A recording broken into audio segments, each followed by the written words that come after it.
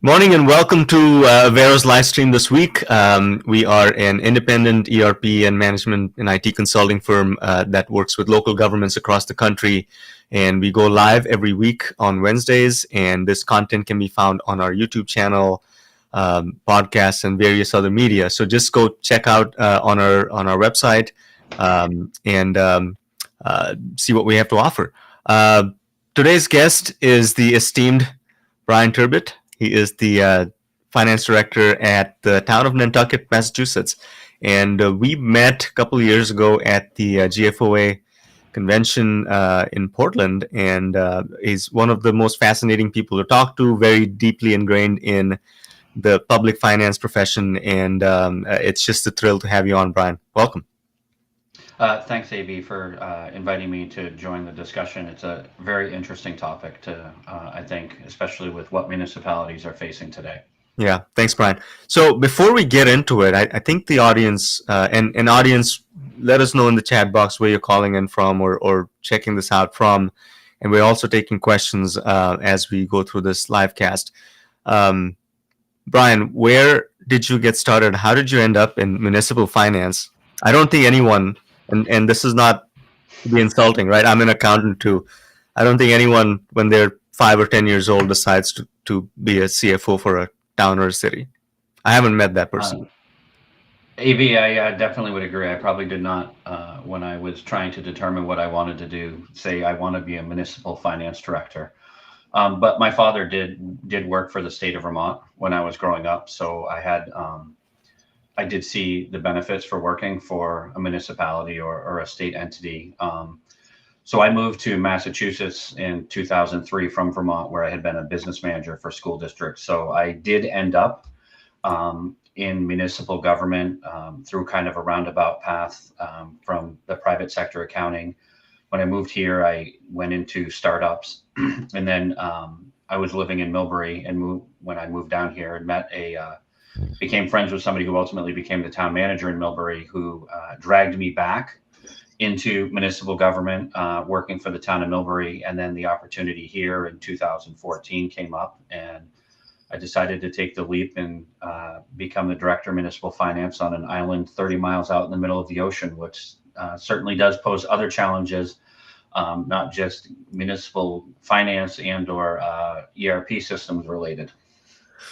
I bet, but it's Nantucket. I'm sure it's a lot of fun too. But besides the point here, so school systems finance director to municipal.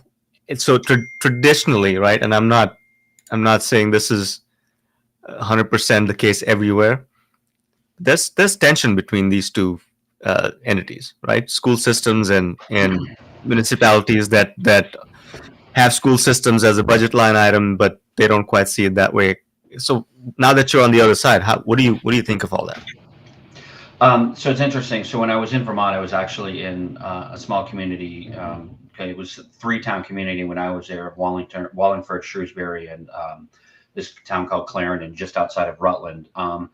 And the school districts there were completely separate from the towns and the municipalities. Mm-hmm. So they had separate budget votes. Everything was much more diversified and separated than it is here. Especially in Nantucket, the school budget is part of the operating budget. They operate under very specific, separately enabling statutes other than the municipalities. So there's certainly here, it's certainly a little bit, it's more collegial here than in where I was in my previous town.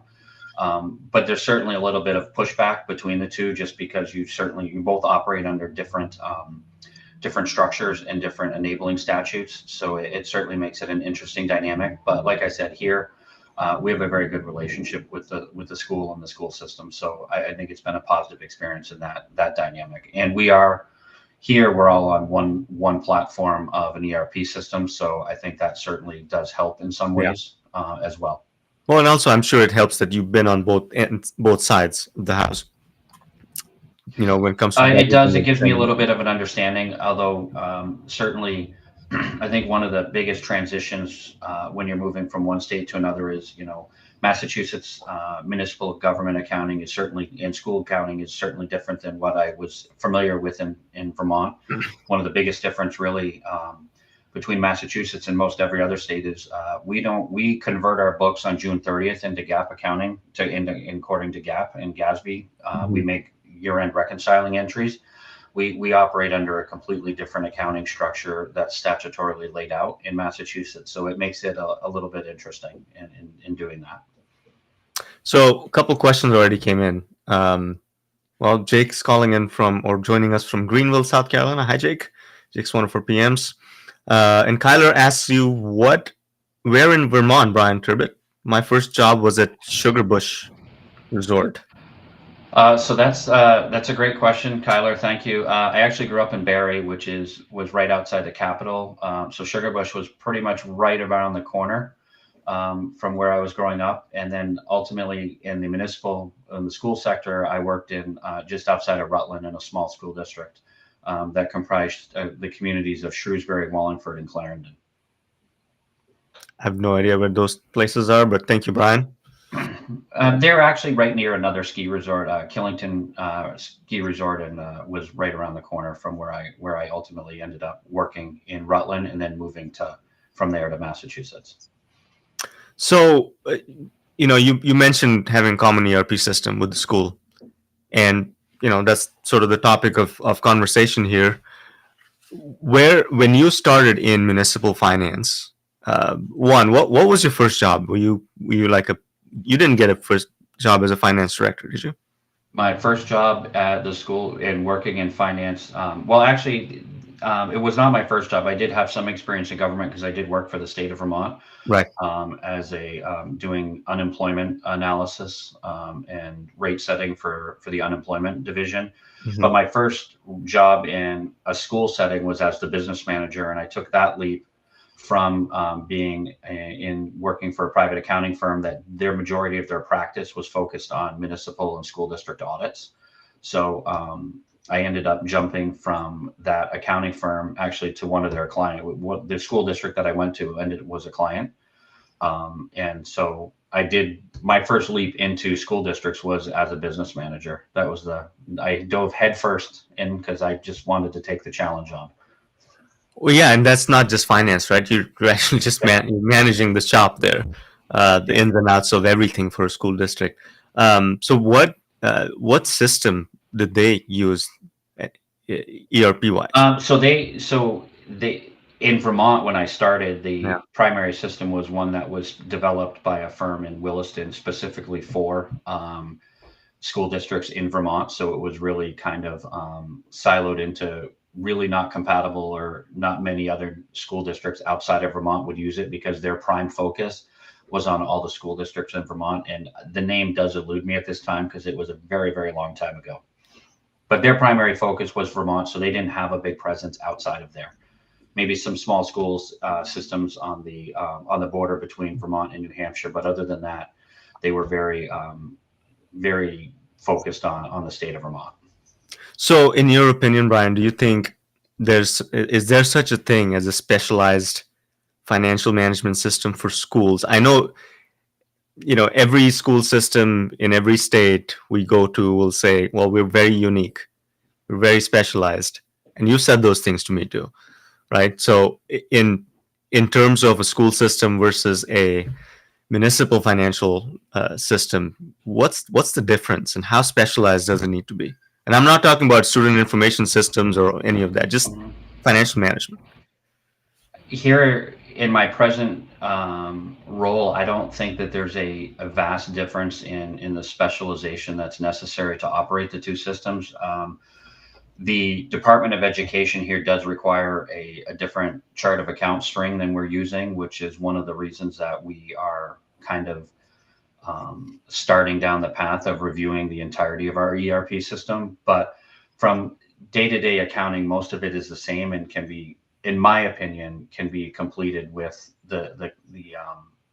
with the ERP system we have. Like I said, there are some differences in the account structure that we still have to work out because as a point of reference, the current ERP provider that we are using, we've been with them for close to 25 years.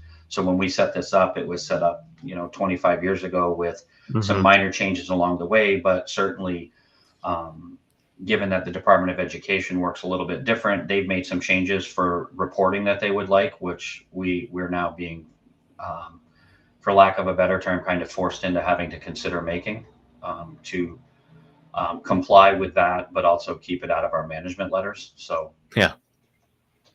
Well, that on a is, day-to-day functionality basis, debits are debits and credits are credits, regardless of what side of the books you're on there. So that doesn't change a lot. It's just reporting wise, they would like some other account structures that we currently don't have.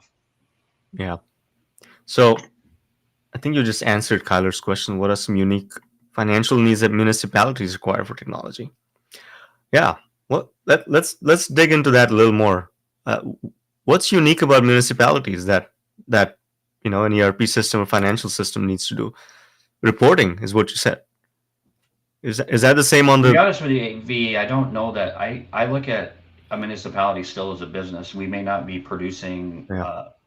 what I would call a tangible good that you can go buy at a store or something, but we're still providing services, right? So Okay. in my mind, what we need still to some degree still mirrors what private sector businesses are looking for in terms of reporting, in terms of functionality, because we do payroll and many of the other types of activities they do. One of the most obvious differences, we collect property taxes and we create we do assessed valuations, so we maintain valuations on properties. So there are certainly some differences that create the need for some more of a diverse platform to be able to maintain some of the functions that we do engage in. But a lot of my thinking has always been that a lot of reporting and a lot of the normal everyday functionality that we need is similar in a lot of ways to what private sector businesses are doing and are looking for, from budgeting to reporting to report production creation and things like that. It's all very similar in my mind. It is, and I agree with you. And sometimes clients, prospects will ask us to do an ROI. Tell us what an ROI is on implementing a new ERP system. When there's a lack of a profit motive, or really you're not selling widgets to make income, it's really Right. hard to come up with an ROI. And in that case, it's just you can do it, but you have to agree on the assumptions, and you can come up with a percentage that makes you feel better. I think you're correct, but I also think when we're looking at if using the example of transitioning to a different ERP system, what's the ROI on it? I think a lot of times for me, when we're looking at that, it's not necessarily a purely financial calculation. It becomes an efficiency calculation, Right. in able to deliver the services more efficiently to the residents and the taxpayers, and also it becomes more of a transparency issue about how we can deliver that data that the taxpayers would like to see. So I think when we're trying to do that, I think there's a couple other um, areas that we have to focus on, because it's not purely a financial decision. Correct. It's an efficiency decision because of the type of services that we're providing. Yeah. Um, More questions. This is great, isn't it? I know, like, yeah, this is great engagement for this session. I don't know what it is. Must be you. What's your expectation for a new ERP system, or how do you measure financial ROI? I think he answered the second piece. But expectation wise, and I know you haven't made a decision. You're still reviewing all of this. Um, but you've been in the business for a long time. You've seen the evolution of financial systems. You're also very plugged into the ecosystem. GF. You go to conferences, and you're very curious about what's new on the market and what could be useful to your organization or you personally. Tell us what you're seeing out there that um, a could be useful to you today, and I think part B of that question would be, where do you see uh, enterprise software for financial professionals and municipalities going? Um, Sure. And that's a great question, and this has been something that I've been thinking about for the last couple of years. Probably started um, at a very 64,000 foot level before I met you in GFOA in Portland, and then we had a pretty lengthy discussion there, which really made me start thinking about this on a more micro level, and how what we were using and how we were using it and what opportunities existed. As I said, the town has been on the ERP system for pretty much 25 years.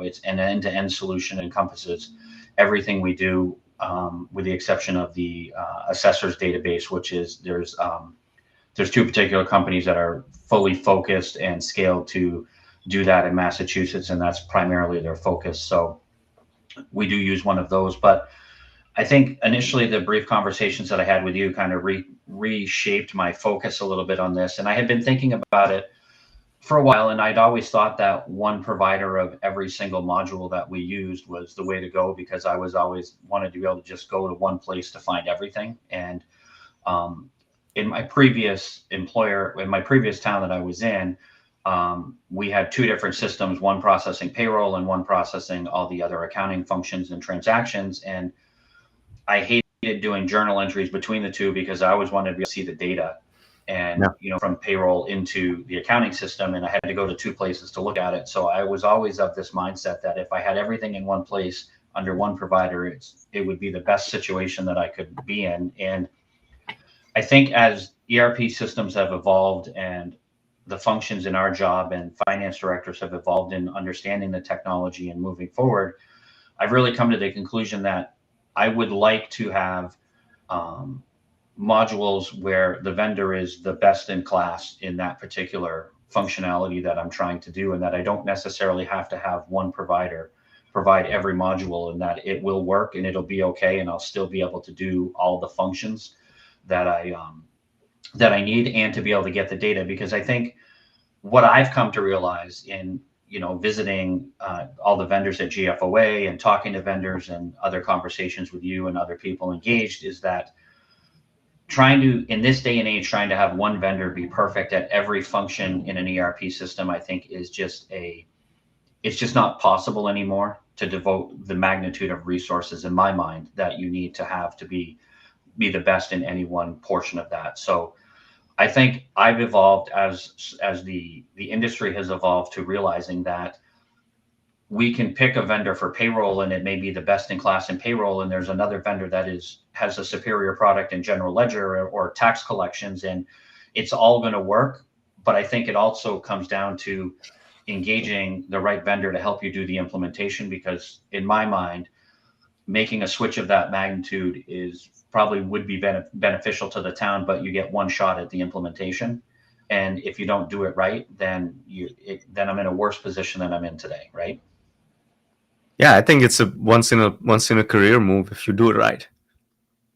This will be my second one. So, what were you involved in? Were you part of an implementation before? well, we did a small implementation and change when I was in the school district, Okay. to add a couple modules from the ERP system we were using there, and really where I kind of developed the mindset that if you don't get the implementation right, then you're garbage in, garbage out, right? And that's the most important piece of it. And a lot of it was because I think that experience and talking to people now and talking to some of my colleagues who are attempting to do this ERP conversion on their own has also led me to the belief that we need to find a vendor who's independent, who can help us and guide us through this, because it's a lot of work. And if you don't get it right, then it creates a lot of problems that may take years to end up resolving. Yeah, and that, I think, ties into the question Megan's asking: how much involvement do you expect from the vendor during the ERP implementation? And I think the question is about the software vendor. How much do you expect? You expect them to do it all, don't you?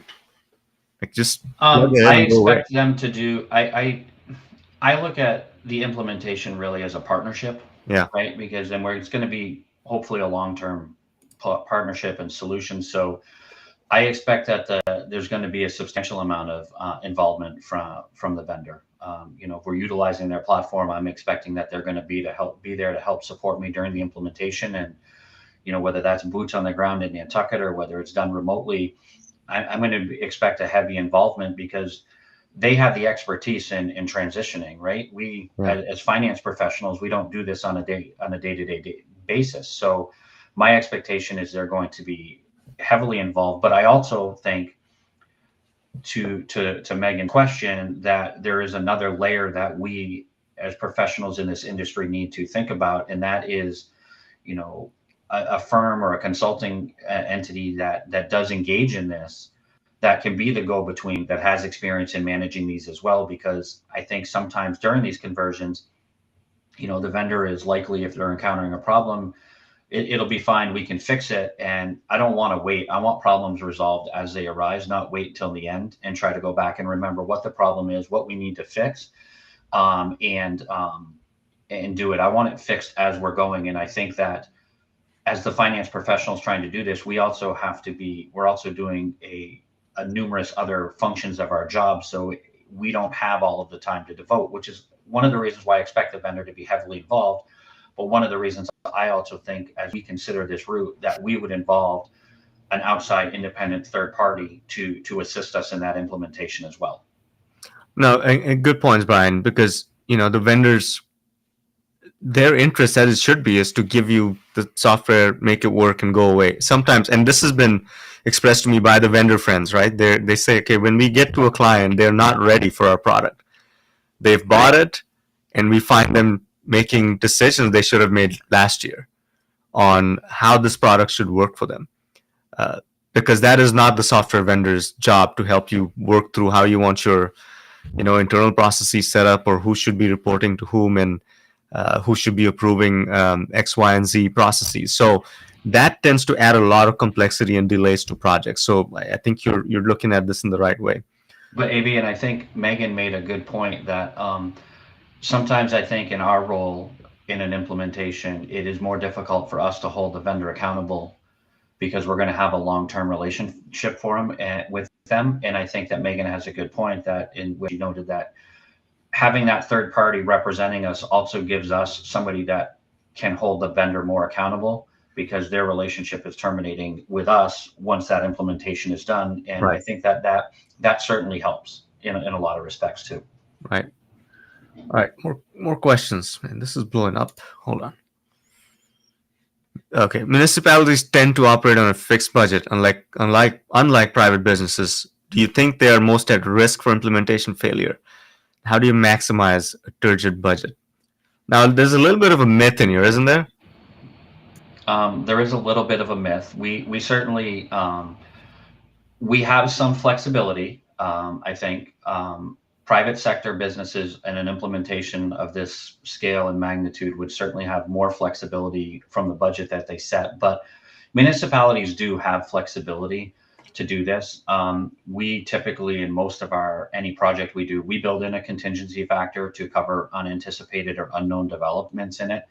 But Kyler's right. We certainly, when we go to town meeting and we vote a budget, there's a cost presented to the town for doing this, that they expect that that's what's going to take. But there is some flexibility. We can't necessarily always move as fast as private sector can in making budget adjustments. But with a project of this scale and magnitude that we will eventually undertake, we would have flexibility to make budget adjustments as we were going through it.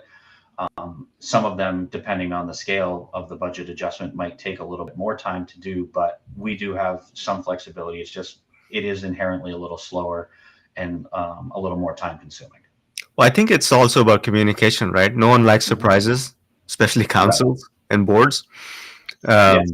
In municipalities, I think that's where the trick lies, where you don't plan ahead enough that you have not anticipated a change order. A change order is not a bad word or a bad term, right? Right. It's a given in any kind of project, construction It and is. software. But it's how you communicate, how you anticipate, and how well you prepare your audience for a change. If you don't, and if you surprise council with a 20% overrun, you're in trouble. So I think that one of the things that would help mitigate that and kind of take some of the uncertainty out of the change and the issues that Kyler really kind of presented and questioned on is one of the other reasons why we believe that it's important to involve a third party vendor in helping to look at the entirety of the system we're using, help us develop the appropriate RFP or an RFQ to do this, so that ultimate selection, we have thought about a lot of these. Because again, municipalities, this is generally a once in a career project, right? Municipalities don't do this every day and they don't do this on a regular basis. So I think that for a municipality undertaking this, trying to go at it alone is where you're not going to think through everything you do, or you're not going to be able to put that into something that the potential vendors will be able to quote properly on, which I think is where you run the risk of that happening. Yeah, no, Which great is one point. of the reasons why we've internally talked about engaging outside help to do this project as we look to move forward, so that we can be better prepared and hopefully avoid some of those uncertainties and unknowns that can lead to those change orders. Which change orders happen, but you certainly don't want them very quickly in the project, right? No, and you don't want too many. I mean, it's not fun for anybody unless again you've done it right. Jake asks Brian, how do you approach? I like how he said Brian and not just general. He doesn't want me answering. Brian, how do you approach reevaluating your existing business processes in preparation for a new, likely more powerful ERP system? That's a great question. And internally, we've started the evaluation by all of the staff that are day to day, what I would call power users, are really writing down the functions that they use, all of the steps that they're using to go through them, what they do and don't like about those processes.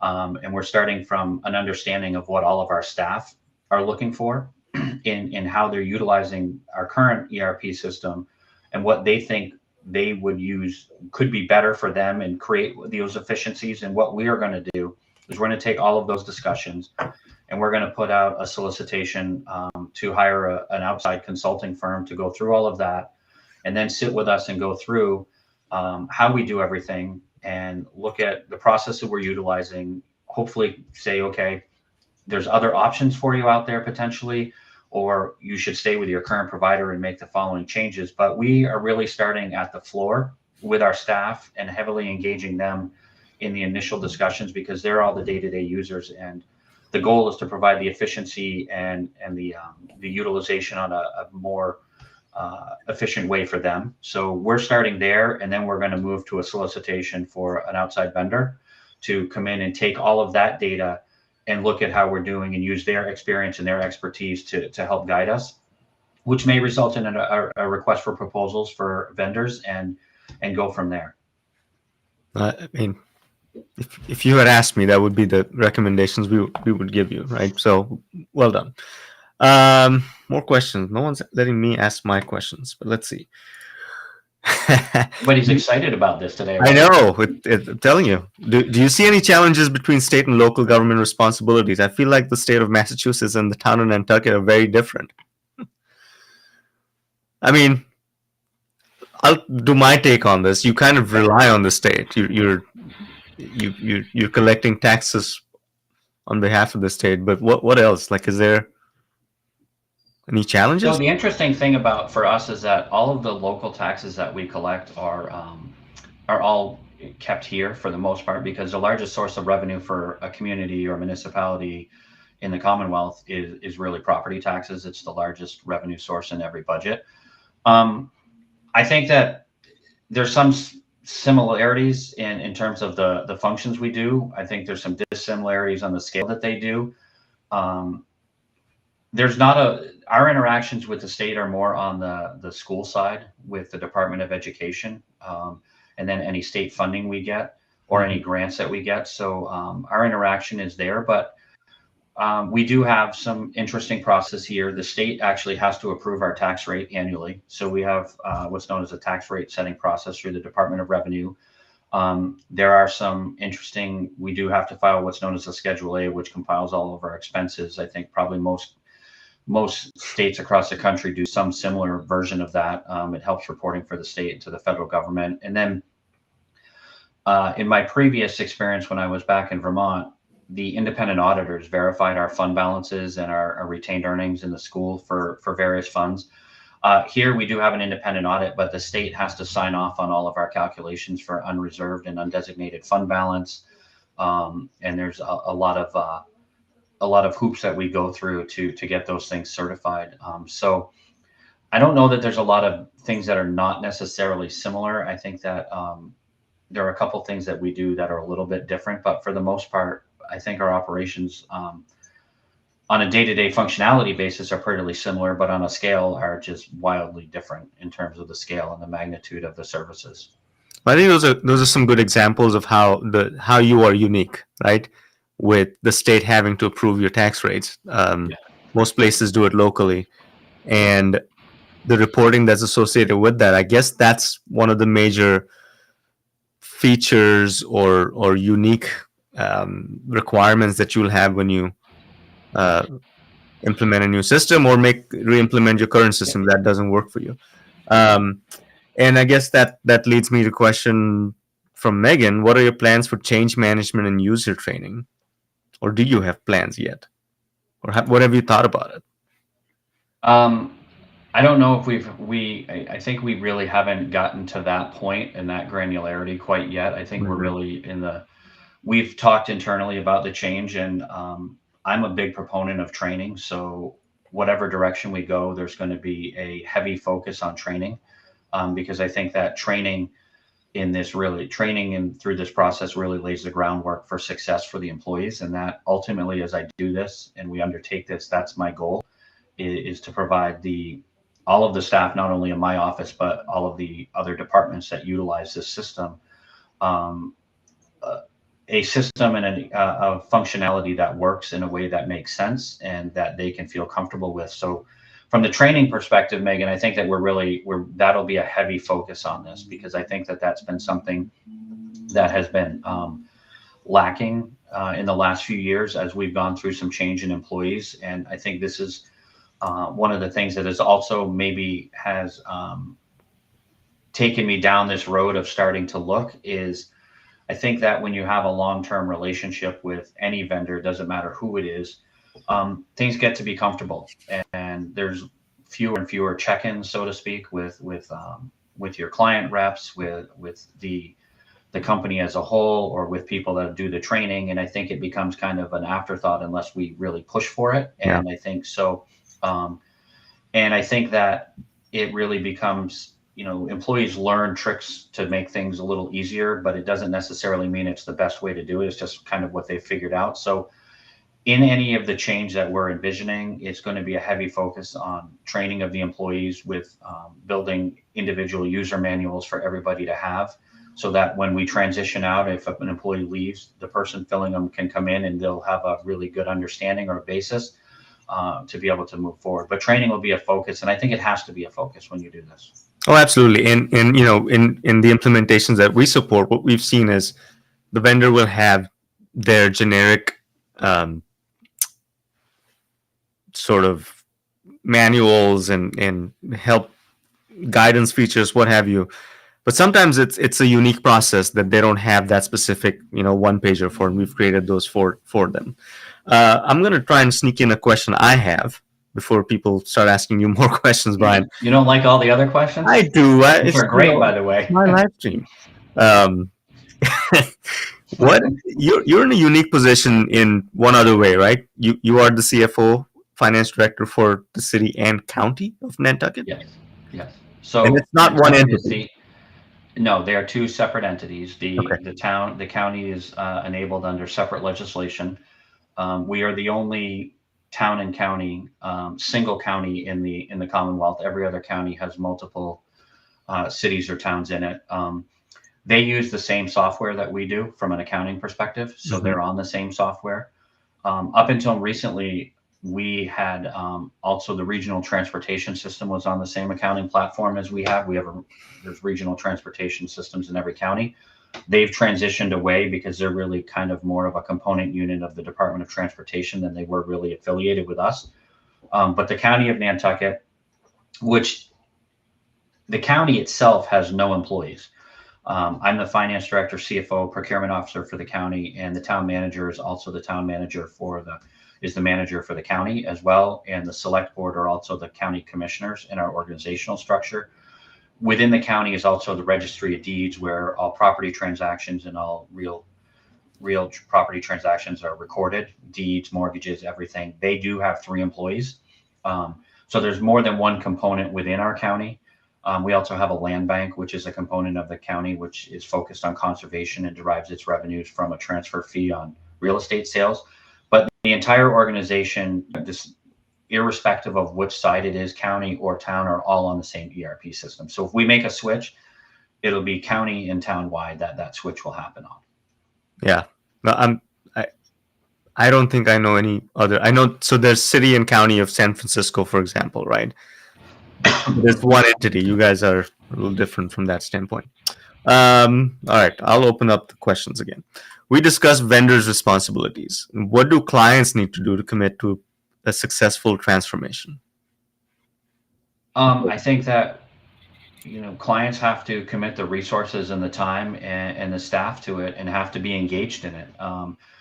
Even though my expectation is that the vendor is going to be doing a lot of the heavy lifting, and an outside party is going to be there to assist and keep them on track and keep us apprised of the progress.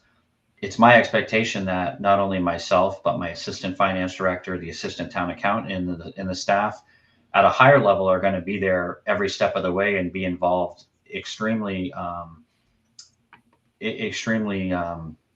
through the whole process. I don't envision a scenario where I would sit back and say, okay, the vendor and the consultant are going to take care of this. I mean, this is ultimately going to be the system that we're using. And the implementation, while it's reliant on vendors, it'll be reliant on potentially one vendor or multiple vendors. Also, it's going to be reliant on the dedication and the amount of effort that we're willing to put into it. And at the end of the day, it is our product and it'll be my responsibility. So from my perspective, as we do this project and we move forward, my expectation is I'm going to be involved and my staff will be involved every day, most of the day through this process, and be there to be responsive and make sure things are functioning and working as we roll it out. So I don't think you can have a successful implementation without dedication and devotion from the client in not only the staff resources, but the upper level management commitment too, because I think that will dictate whether this succeeds or fails. No, that those are some great points, Brian, because it's either, most of the time it's completely hands off where clients expect you to make key critical decisions for you, or they are in the weeds, and then it's overwhelming because you all have day jobs, right? Especially in larger financial departments, you can't do both. So that approach and outlook is fantastic. All right, Lexi is asking a question again addressed to Brian. Which training being such a large focus for you? Have you been in a situation where little training has been evident in an ERP implementation, or any facet of your professional life, right? Yeah, I think part of what drove this decision is the inability to get a lot of effective training as we move forward. This it doesn't, but I think every step of my career in the municipal side, be in the school district or the other town that I came from here to Nantucket, I think training is something that we don't always focus on, and I think it is an important and critical factor. And I think that is probably one of the biggest situations that's kind of pushed this. Or some other obvious situations in my mind that have made me start to look at this a little different. But the availability of training and the difficulty of scheduling it is certainly something that has done this. And I certainly experienced that in my previous transition. But I think that's also a component of the fact that when you have long-term relationships, they tend to become comfortable over time, and you don't focus on the things that probably would help continue to maintain the working relationship as well. And I think training is an important role all the way through when you have a long-term relationship. So I don't want to make it sound with that answer that it's only the vendor side. It certainly is on the client side too, and we certainly could probably do a better job of forcing and requesting training. But also, it is sometimes a little difficult with the jobs and where we are in terms of hiring employees and everything now. If we're doing more with less staff, so unfortunately sometimes training takes a little bit of a backseat until it becomes a crisis, and then you're trying to put that fire out. So I have experienced a lack of training in every stop along the way that I've gone through. I think it's more highlighted for me now because when I came to Nantucket about 10 years ago, I was blessed with very, very long-term staff. and they had done a lot with the system we're in, and they were very comfortable in it. And as that transition happens, you schedule training, and I think we do it in an approach that schedules a training to get an employee to understand how to do the functions, but not really understand everything that goes along with that functionality that they're working on. So, I think it's very important, training, and I have those. I think this situation has highlighted that importance as well. Okay, I Jake. do want to make one before Go we ahead. take Jake's question, Av. I do want to make one point.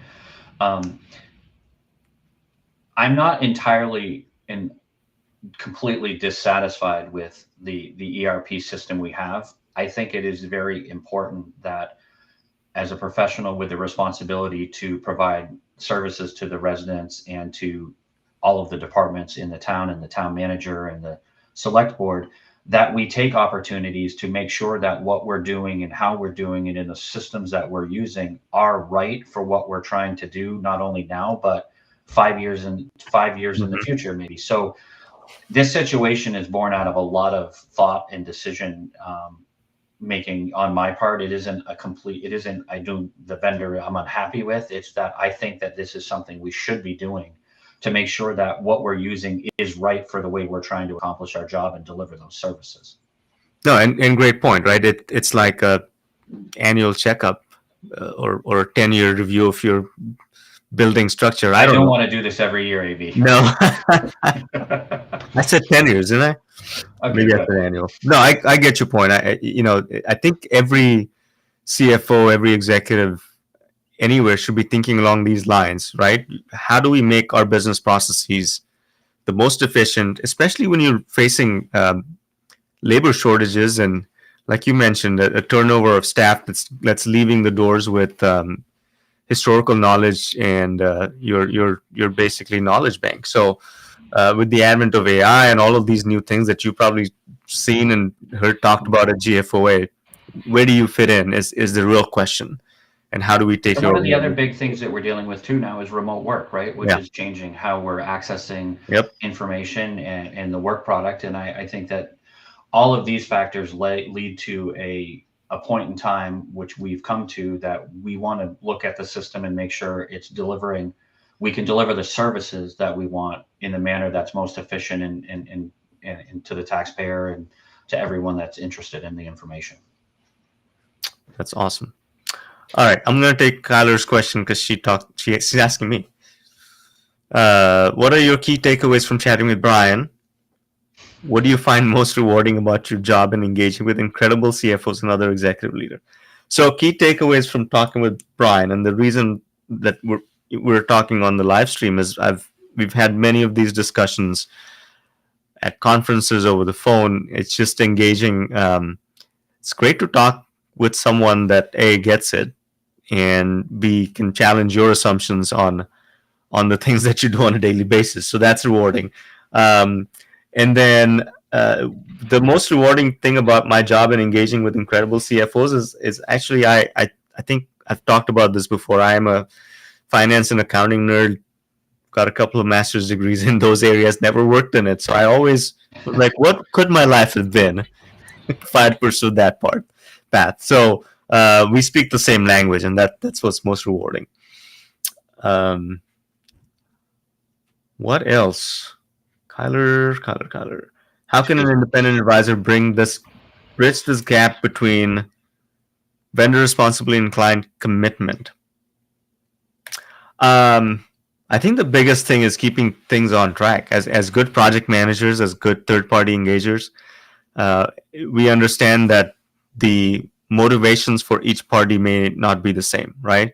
So our job is to make sure that all of the arrows are pointed in the right direction, that we are making sure that no one's losing sight of what the objective of the project is. Because again, you're a software vendor, your job is to implement, make sure it works, and go away. If you're a client, your job is to make sure that what the vendor sold you actually works for you and sign off on it. And over a year and a half, 2 year long implementation, things happen, things come up that you need to make sure you're keeping your eye on the ball. What do you think? Av, if I could just add to Yeah, that please. too, because I think and that's a great question from Kyler too, because Originally, we had thought we might have the bandwidth and the understanding to go at this alone. Um, but I think it's a great question in so much as I think the other thing that an independent advisor really brings to the table as well, which is critically important, is in helping the decision making process. Ultimately, Hmm. the decision making process and selection is the town's, but an independent advisor has a lot better depth of understanding of what the products out there are and how they function, because they will hopefully will have been involved in some of these implementations, so they'll know some of the hurdles or pitfalls that other clients have faced with products. They have a more in-depth knowledge of the products on a day-to-day basis, having been involved in this for other clients with implementations. And I think that that is one of the critical areas where I think that a lot of the help will also be afforded the town, because they are more in tune with all of the vendors that are out there right now and which ones are, will really be able to help the town. And so I think that that's an important and critical component of this too, which is one of the other primary reasons why I think it's the right option for the town to look at.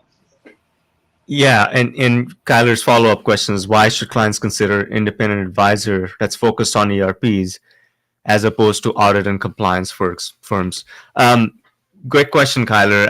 I think those firms bring value also, but their primary business is audits and financial compliance, and I don't think they're very good at, because they're not focused on the ERP business, right? And independent advisors in ERP that have their ear to the ground and are in the thick of things with new technologies, new developments, new ways that vendors are trying to deliver services, is really important to bring to the table. Because yes, there's a place for audit consulting and there's a place for compliance consulting, but that can't lead your ERP transformation because it's a whole other business. At the end of the day, you'll have better compliance, better reporting, better audits, but you can't And I get think to the it. other factor with that too, though, AV, is that Yeah. our firm really, the audit firm really needs to maintain independence. So we most likely would kind of, on a very high level, discuss what we were doing and what we may be moving to. Mhm. But at the end of the day, we're producing the reports from the system and they're auditing the information. So I would probably, from my perspective, in doing this, I would keep them at an arm's length to it to make sure that we maintain the independence that we need Yeah. for in with the audit. No, good point. I think Kyler meant to ask about our competition that is Okay. not just in the ERP space, right? They've been in Right. compliance and they've been in audits, and then they also do ERP consulting, because not all CFOs are as cognizant of the risk profile as you are. But I also Um, think your audit firm is focused on one aspect of your operation, and yeah. they're not immersed in your property tax billing software or your your property valuation software or your even your payroll software. So they're more focused on maybe one component of the entirety of the system that you're using, which Yeah. I think is another reason why um, I don't think you would see a lot of them really trying to jump into this realm, or Hmm. why I wouldn't actually consider using my audit firm to help with this. All right. There are no more questions. There's a lot of engagement. If you want to engage with the comments, go on our LinkedIn. Um, but I want to wrap this up, Brian, by one, thanking you for joining us today. You are always a great conversation, and I hope to do this again with you soon. Uh, any parting thoughts, words of wisdom? Um, with regard to this, if you're Sure. undertaking it, I would say take it slow. I know that we want to get to the end as fast as possible, but I think that this type of project is one that needs to be taken in slow, measured steps with the understanding of what your end goal is. Like I said earlier in the discussion, which is one of the reasons we're really involving all of the day-to-day frontline staff in the initial internal review and understanding, because I think that that's extremely critical, because it'll get the buy-in you need to make this successful. Thanks, Brian. Well, questions keep pouring in. If you have a couple minutes, Brian, what's your I favorite have, thing to yes. do in the town of Nantucket? Well, the town is has 80 miles of beaches, So it's always fun to be able to go to the beach or go out on a boat and just spend time in the harbor. The town has it's got a lot of historical sites to it. We have numerous cobblestone streets, which are actually photographed on a day basis by all the visitors here. Downtown is very historic. We have a lot of history here. Was the whaling capital of the world at one point. In the evolution, it has transitioned from that to more of a destination and tourist economy over the years. Great restaurants. I think Nantucket is just a fun place. So there's a lot to do, and just love to explore it every day. Just no more whaling. Uh, Whaling. All right. On that note, we'll wrap up. But I wanna